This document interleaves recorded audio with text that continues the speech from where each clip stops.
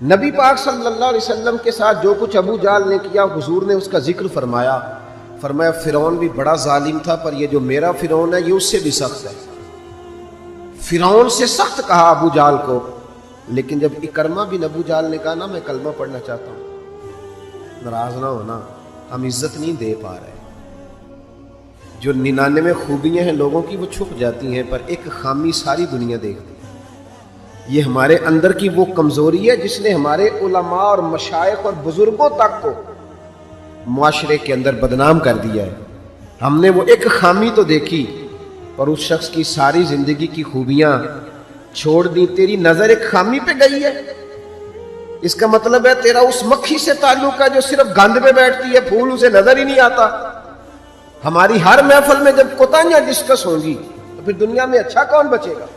رسول کریم عزت دینے آئے، سنو اور یاد رکھو، اکرمہ بن ابو جہل کے بیٹے کلمہ پڑھنے آ رہے ہیں۔ میرے کریم رسول حضرت ابو بکر صدیق فرماتے ہیں میں اس دن اتنا رویا کہ میری داڑھی آنسوں سے بھر گئی۔ نبی کریم فرمانے لگے بھائی مجھے خبر ملی ہے کہ اکرمہ کلمہ پڑھنے آ رہا ہے، آؤ ذرا سارے بیٹھو میری بات سنو، حضور حکم کریں۔ تو محبوب نے فرمایا کوئی اس کے سامنے اس کے باپ کو گالی نہ دے، کوئی اس کے باپ کو اس کے سامنے برا کہہ کے نہ پکارے، کوئی یہاں ایک اور بات بھی کرنی بڑی ضروری سمجھتا ہوں، جو پکا بے ایمان کافر تھا، بے ایمان، جب حضور نے منع کر دیا کہ اس کے بیٹے کو تکلیف ہوتی ہے، جس کا کفر نص قطعی سے ثابت ہے، ان الذین کفروا سواء علیہم انذرتهم ام لم تنذرهم لا یؤمنون۔ اس آیت کی تفسیر میں جہاں بھی آپ کھولیں گے پہلا نام ابو جہل کا ملے گا، جس پر نص آ گئی کہ اس کی قسمت میں کفر ہے۔ جب وہاں حضور نے فرمایا باپ کو کافر نہ کہنا، بیٹے کو تکلیف ہوگی، تو تو بتا جب تو حضرت عبداللہ اور سیدہ آمنہ کے بارے میں بات کرتا ہے تو حضور کے دل کو تکلیف نہیں ہوتی؟ شرم نہیں آتی لوگوں کو؟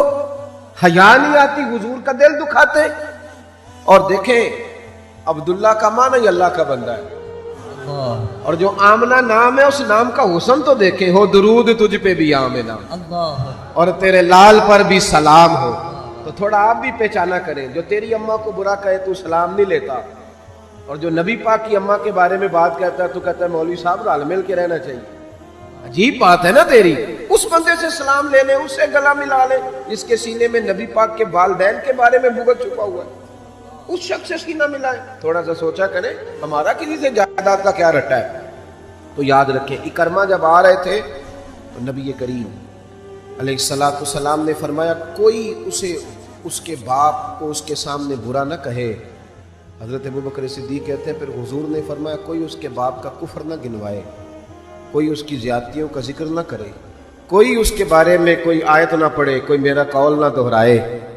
حضرت سیدنا ابو بکر صدیق فرماتے ہیں میں رونے لگا تو مجھ سے حضرت ابو دردہ کہنے لگے آپ کیوں رو رہے ہیں؟ تو میں نے کہا میں رو رہا ہوں محبوب کی رحمت للعالمین پہ کہ محبوب یہ کس کے استقبال کی تیاریاں کرا رہے ہیں؟ انہوں نے ساری زندگی تکلیف دی، کن کے استقبال؟ خدا را ساری۔ اب یقین کریں آپ بیٹھ جائیں کسی مجلس میں، ناراض نہ ہونا، علماء نیک لوگوں کی بات نہیں کرتا، اپنی اور آپ کی کر رہا ہوں، ہم کسی محفل میں بیٹھ جائیں نا، ہم نے اب گناہوں کے نام بدل لیے ہیں۔ جھوٹ کا نام ہم نے بہانہ رکھا ہے، میں بہانہ کر چڑھیا سی، حالانکہ سچی بات کیا ہے؟ جھوٹ بولا۔ اور یہ غیبت کا نام ہم نے بدل کے گپ شپ رکھا ہے، تھوڑی دیر گپ شپ کریں۔ وہ گپ شپ کیا ہے؟ بڑے بڑے مذہبی لوگ میری طرح کے جبہ و دستار، وہ ساتھ والی اتنا اپنی جماعت کی تبلیغ کرنا ضروری نہیں سمجھتا جتنا ساتھ والی جماعت پہ تنقید کرنا ضروری سمجھتا۔ یوں لگ رہا ہے جیسے مقابلہ چل رہا ہے مذہبی لوگوں کا آپس میں، ہر آنے والے کو اور ہر ملنے والے کو اور ہر جس آدمی کا نام ہے اس کی کوئی نہ کوئی کوتاہی تلاش کر کے رکھنا ہمارا وتیرہ بن گیا ہے۔ اس مزاج کو بدلنا پڑے گا، جب یہ مزاج بدلے گا تو معاشرے میں حسن پیدا ہو۔ میری طرح جو آدمی بھی تھوڑا سا ممبر پہ بیٹھنے لگتا ہے وہ کہتا ہے میں ہی دین کا کام کر رہا ہوں، جو جماعت بھی کام شروع کرتی ہے کہتی ہے صرف ہم نے کیا۔ بھئی تم نے کیا تو تم سے پہلے غیر مسلم تھے سارے، تمہیں کیسے پتا چلا یہ دین ہے؟ تھوڑا تھوڑا نرمی پیدا کریں، رویوں کو ٹھنڈا کریں۔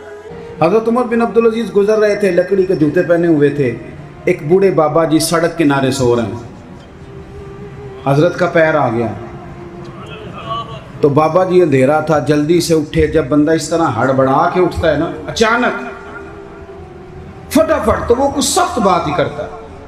تو بابا جی نے اچانک ٹکر ہو موٹر سائیکل کی بالکل، تو یکدم جملے کیا ترتیب پاتے ہیں آپ اندھے. تو بابا جی نے بھی اٹھتے کہا حال انتم الاعمی، پیر پہ پیر آیا. تو بزرگ کہنے لگے آپ اندھے. اب بڑی سخت بات تھی، معمولی آدمی نہیں، بادشاہ ہیں، اور اکیلے نہیں، 4-5 سپاہی ساتھ ہیں، ہاتھ میں تلواریں ہیں، نیزیں ہیں، برچیاں ہیں. اور یہ وہ دور تھا کہ وہ بادشاہ کہلاتے تھے لوگ، جمہوری حکومتیں نہیں، ان کا سکہ چلتا تھا. اتنے بڑے آدمی کو کہہ دیا آپ اندھے. اس نے کہا آپ اندھے ہیں. حضرت عمر بن عبدالعزیز نا ہلکا سا مسکرائے اور مسکرا کے کہنے لگے نہیں بزرگوں، مجھے نظر آتا ہے. وہ جو ساتھ تھے نا سپاہی، چائے سے کیتلی ہمیشہ زیادہ گرم ہوتی ہے، تو ان سپاہیوں نے تلواریں نکال لی. آپ نے فرمایا تمہیں کیا ہوا؟ کہنے لگے حضور اس نے آپ کو اندھا کہا ہے. آپ فرمانے لگے نہیں انہوں نے تو نہیں کہا. کہا جناب کہا ہے. فرمایا نہیں کہا. کہا جناب کہا ہے. فرمایا بابا جی باتیں تم سے کر رہے تھے مجھ سے کر رہے تھے؟ کہا حضور وہ آپ سے کر رہے تھے. تو فرمانے لگے نادانو، انہوں نے مجھے اندھا نہیں کہا، بلکہ وہ تو استفہامیہ جملہ تھا. انہوں نے پوچھا ہے کہ آپ اندھے تو نہیں، تو میں نے کہہ دیا نہیں مجھے نظر آتا ہے. اس میں جھگڑے والی کون سی بات ہے؟ یعنی جتن تے ہر کوئی کھیڑے نا، کدی ہارن بھی تے کھیڑ فقیرا، اور جتن دا مل کوڈی پہ گئی ہارن دا مل ہیرا. کسی جگہ کوئی ایسا سٹیٹس ہو، کوئی ایسی جگہ ہو، آپ ہر مقام پہ اگر جہالت ہی کریں گے اور جاہلوں سے ہی آپ بحث کریں گے تو وہ وہیں کے وہیں رہ جائیں گے، پھر تو آگے بڑھ ہی نہیں سکتے، کوئی کام آپ سے ہو ہی نہیں سکتا. نبی کریم صلی اللہ علیہ وسلم تشریف فرما ہیں، جناب صدیق اکبر ہیں. ایک بندہ بار بار حضرت صدیق اکبر رضی اللہ تعالیٰ عنہ پہ تنقید کر رہا ہے، بار بار. حضور خاموش ہیں. جب اس نے حد کر دی تو حضرت صدیق اکبر بولے، فرمایا تو غلط کہہ رہا ہے، میں اس طرح کا نہیں ہوں. آپ نے بات کو گہرائی سے سمجھنا ہے اور خدا را ضرور سمجھنا، اسے تقریر نہ سمجھنا جذبات کا اظہار کر رہا ہوں. ایسے تلخ تلخ لوگ، آپ یقین کریں ہم عقیدہ لوگ، ایک عقیدے، ایک نظریے کے، ایک جماعت کے لوگ، لیکن ایک دوسرے سے دوریاں. ہمارے رویوں نے اس طرح کر دیا ہے کہ ایک شخص اکیلا ہی زندہ ہے، بس وہی ٹھیک ہے، اس کے علاوہ کوئی بھی نہیں. اتنی دوری یار. وہ امت جس کی 80 صفحے ہونی ہے قیامت کے دن، جو نظر آئے گی پوری دنیا میں کہ یہی امت ہے، وہ اس طرح ٹوٹ ٹوٹ کے بکھر رہی ہے. ہم درگزر کرنے کو تیار ہی نہیں، وہ باتیں کر رہا ہے. جب حضرت صدیق اکبر نے جواب دیا تو کریم محبوب اٹھ کے چلے گئے. حضرت صدیق اکبر پیچھے دوڑے کہ یا رسول اللہ، جب تک وہ باتیں کر رہا تھا آپ بیٹھے تھے، اور جب میں نے جواب دیا تو آ گئے. حضور فرمانے لگے ابو بکر تیرے سرانے رب نے فرشتہ کھڑا کیا تھا. اللہ کرے آپ کو سمجھ آئے. تیرے سرانے فرشتہ تھا، جب وہ بولتا تھا تو تیری طرف سے فرشتہ جواب دیتا تھا. فرشتہ بول رہا تھا جبھی تو میں بھی چپ تھا، فرشتہ تیری طرف سے جواب دے رہا تھا. اور فرمایا جب تو بولا ہے تو فرشتہ چلا گیا تو میں بھی اٹھ کے آ گیا. دیکھیں ہم کوئی لوارث نہیں، خدا رسول والے ہیں. ایسا نہیں ہے کہ کہیں چپ کر دیں گے تو ہمارا وارث کوئی نہیں. آپ نہ کسی مقام پہ اپنوں کے مقابلے میں تو کہیں خاموشی اختیار کریں، آپ کہیں اپنوں کے بارے میں تو درگزر کریں. امام اعظم ابو حنیفہ رحمۃ اللہ علیہ، آپ کے والد صاحب کا انتقال ہو گیا. 3 دن تعزیت کے لیے بیٹھے، باہر نکلے، چوک میں آئے. ایک بندہ آپ کا حاسد تھا، مخالف تھا، اور سارا علاقہ جانتا تھا کہ آپ کا مخالف ہے. جب آپ باہر نکلے نا تو بہت سارے لوگ تھے چوک میں، وہ بھی سامنے سے آیا. السلام علیکم کے بعد کہنے لگا، توجہ کرنا بات پہ، کہنے لگا ابو حنیفہ سنا ہے آپ کے والد فوت ہو گئے. سب جانتے ہیں مخالف ہے، حاسد ہے، اور حسد کی وجہ سے مخالف ہے، سب کو پتہ ہے. اور حسد بڑی بری چیز ہے. ومن شر حاسد اذا حسد، اس کے شر سے اللہ ہم سب کو محفوظ فرمائے. یہ شریر کام ہوتا ہے. آپ کھڑے ہیں، کہتے سنے تیرے ابا انتقال کر گئے. فرمایا ہاں. کہنے لگا اپنی ماں کا نکاح میرے ساتھ کر دو. یارو کہہ دیتے ہیں لوگ بڑی بڑی باتیں، کبھی دیکھو تو صحیح، بڑا کچھ کہہ، چلو سامنے نہیں تو پیٹھ کے پیچھے کہہ دیتے ہیں. لوگ بڑی بڑی چیزوں پہ طنز کرتے ہیں، ایسا جملہ کستے ہیں کہ وہ انسان کی نیند میں سوراخ کر دیتا ہے، سوتا نہیں انسان۔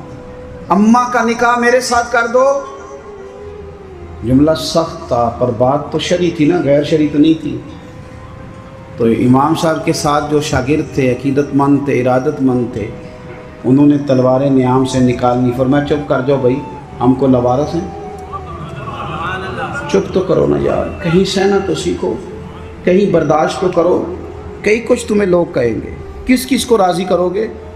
حضرت امام صاحب رحمۃ اللہ علیہ نے ساری ہمت سمیٹی، آنسو جو چمکے تو ان کو بھی دامن میں سمیٹ لیا، ہمت جمع کر کے کہنے لگے میاں تم نے کہا ہے میں اپنی ماں کا نکاح تیرے ساتھ کر لوں تو عدت گزر لینے دے، میں تیرا نام لے کے اماں سے بات کروں گا، اگر وہ تیرے ساتھ نکاح کرنا چاہے تو مجھے اعتراض کوئی نہیں۔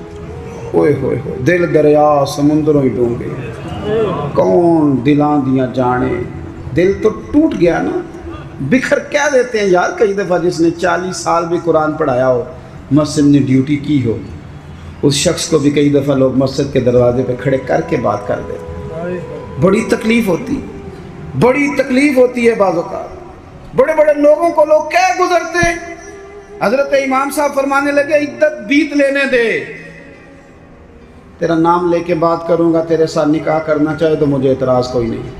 یہ کہہ کے اپنے دوستوں کے بازو تھامے اگلے چوک میں گئے، وہ بندہ دھڑام سے زمین پہ گرا، اعتراض دھڑام سے گرا، روح پرواز کر گئی۔ لوگ کہنے لگے حضور اسے کیا ہوا؟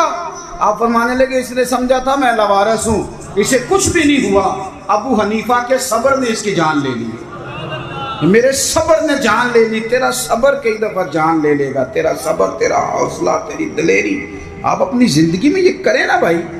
کیا ماجرا ہے؟ ہم ہر وقت جو ہے کسی جگہ بھی عاجزی نہیں دکھاتے، کسی مقام کہیں مان جایا کریں چپ کر۔ امام زین العابدین، ایسے ہی بات پہ بات یاد آ گئی، زیادہ باتیں نہیں کرنی، بس سمیٹنے لگا ہوں۔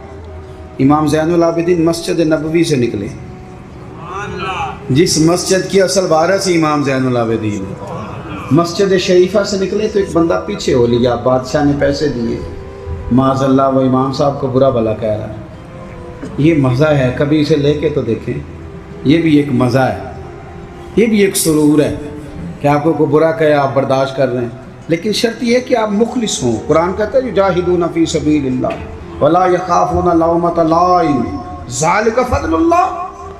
فرمایا لوگ اللہ کے راستے میں جہاد کرتے ہیں، لوگ انہیں برا کہیں تو پرواہ نہیں کرتے، ذالک فضل اللہ یؤتیہ من یشاء، یہ ان پر اللہ کا فضل ہے، اور یہ فضل رب جسے چاہے اسے عطا کرتا ہے۔ اللہ اکبر۔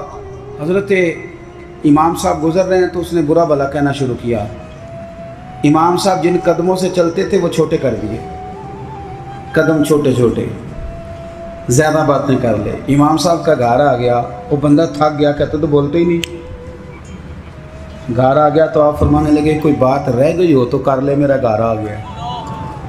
وہ کہتا ہے مجھ پر تو کسی نے بجلیاں ہی گرا دی، پہلے میں نے اخلاق سنا تھا، اب میں نے اخلاق دیکھ لیا، بجلیاں گر گئی، سناٹا چھا گیا۔ جب میں سختے میں آ گیا نا، ہم تو دشمن کو بھی پاکیزہ سزا دیتے ہیں، کہتے ہیں جب میں پورے سختے میں آیا تو امام زین العابدین کہنے لگے ٹھہر جا ذرا، جانا نا۔ اندر تشریف لے گئے، ایک بوتل سرکے کی لائے، ایک شہد کی لائے، اور مجھے تھما کے نا، لمبی بات پھر بھی کوئی نہیں، میرے ہاتھ میں تھما کے کہنے لگے کہ لے جا، میرے دادا مولا علی نے فرمایا تھا پتر جو دروازے تک آئے اسے خالی نہیں بھیجا گیا، کہ لے جا تیری مہربانی، تحفہ ہے رکھ لے۔ وہ شخص کہتا ہے امام صاحب پلٹ کے اندر جانے لگے تو میں قدموں سے لگا، پیر چوم کے کہا حضور وہ تو کسی بدبخت نے میری ڈیوٹی لگائی تھی، قربان جاؤں، قریب آ کے پتہ چلا ہے اگر نواسے کے اخلاق کا یہ حال ہے تو محمد عربی کا اخلاق اس طرح ہے، رسول کائنات علیہ السلام کے اخلاق عالیہ کا حسن کیا ہوگا۔ آخری بات یہ ہے کہ والذین یبیتون لربہم سجدا وقیاما، نری تقریریں نہیں، نری باتیں نہیں، رب کے بندے رات سجدے اور قیام میں گزار۔ آپ نہ لوگوں کو کتنے بھی دکھ بتائیں گے تو کمزور ہوتے جائیں گے، جتنا آپ لوگوں کے سامنے اپنی پریشانیوں کا ذکر کریں گے کمزور ہوں گے، اور جتنے دکھ مصلے پہ بیٹھ کے رب کو بتاؤ گے طاقتور ہوتے جاؤ گے، طاقتور ہوتے جاؤ گے۔ آپ نا جب رات کو بیٹھتے ہیں اور آپ کا مصلی آباد رہتا ہے، یہ موبائل یہ ساری چیزیں آپ کی جان چھوڑتی ہیں، اور صرف زیادہ نہیں، آدھے گھنٹے کے لیے 20 منٹ کے لیے چند نفل پڑھ کے تلاوت کر کے درود و سلام پڑھ کے جب ہاتھ اٹھاتے ہو نا، تو آپ کو اللہ روحانی قوت دیتا ہے۔ یہ جو سجدے کا نور ہوتا ہے یہ بندے کو طاقتور کرتا ہے۔